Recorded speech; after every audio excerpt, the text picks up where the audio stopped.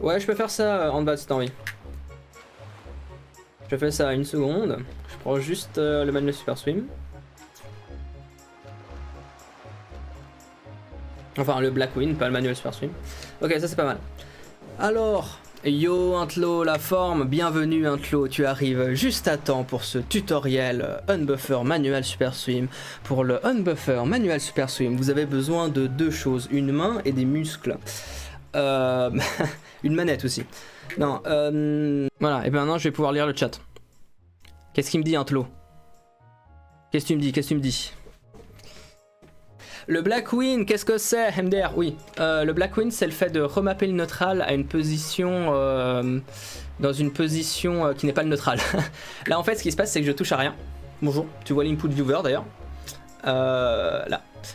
Je touche à rien et pourtant le jeu pense que le joystick est légèrement sur la gauche. Pourquoi? Parce que sur toutes les manettes GameCube, et tu peux le faire sur toutes les manettes GameCube, tu peux réinitialiser la manette dans la position que tu veux. Tu peux faire ça soit en débranchant ou en rebranchant la manette, soit en appuyant sur la commande Start Y et X pendant 2 secondes. Donc ce que je fais c'est que par exemple j'appuie sur, enfin vous avez l'input viewer donc pas besoin de vous montrer. J'appuie sur Start Y et X avec le joystick sur la gauche. Et ce qui va se passer c'est que la manette va se réinitialiser dans cette position et ma manette va penser que la position neutrale est tout à gauche. Du coup j'enlève le reset. Et ce qui se passe maintenant, c'est que quand je touche plus à rien, vu que ma position neutrale, elle est tout à gauche de ma manette, là je touche à rien. Mais vu que ma manette pense que la position neutrale est tout à gauche, et ben le fait que mon joystick soit au milieu, et ben il est à droite de la position neutrale. Et quand tu as un joystick qui est à droite de la position neutrale, ça veut dire aller à droite. Et ça va me faire aller à droite tout seul en fait. J'ai qu'à réinitialiser en touchant à rien, pas au joystick.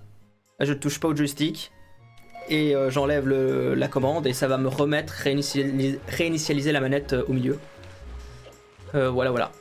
Et puis on est obligé d'avoir un Black Wind pour faire, enfin de réinitialiser sa manette avec une légère position sur la gauche pour faire le Unbuffer Manual Super Swim, histoire que quand tu spams au bas, tu vas spammer au milieu de ta manette. Moi ce que je vais faire sur ma manette c'est ça, au bas, en plein milieu. Sauf que vu que je vais réinitialiser ma manette pour que le neutral soit un poil plus à droite, la console va interpréter mon joystick comme étant un poil sur la gauche, alors qu'en fait il est au milieu, et je vais faire haut bas au milieu, mais sauf que le jeu va interpréter ça comme des hauts bas légèrement sur la gauche, et je vais jamais passer par le neutral. Et pendant les manuels Super Swim, et pendant tous les Super Swim d'ailleurs, le neutral c'est le diable, parce que quand tu passes par le neutral, ne serait-ce qu'une frame, tu peux perdre de façon aléatoire jusqu'à la moitié de ta vitesse que tu as accumulée. Donc tu n'as vraiment jamais envie de toucher le neutral. Voilà, c'était l'explication du Black Wind avec Aloha exceptionnel. Alors, les conseils pour le manuel Super Swim. Première chose, vous pouvez prendre le Black Wind que vous voulez, sauf que plus le Black Wind est rapide, plus vous allez drop votre swim facilement. Drop le swim, ça veut dire que vous êtes en train de spammer au bas et que là tout d'un coup, hop là, je vais partir sur la droite parce que je fais plus des hauts bas, mais que Link regarde seulement sur la gauche. Ça c'est drop le super swim. Et à l'inverse, vous pouvez prendre un Black Wind qui est très peu rapide. Ça vous évitera de faire des drops, mais par contre vous êtes plus proche du neutral et donc si vous touchez le neutral ne serait-ce qu'une frame, vous allez perdre potentiellement la moitié de votre vitesse. Et vous êtes très triste.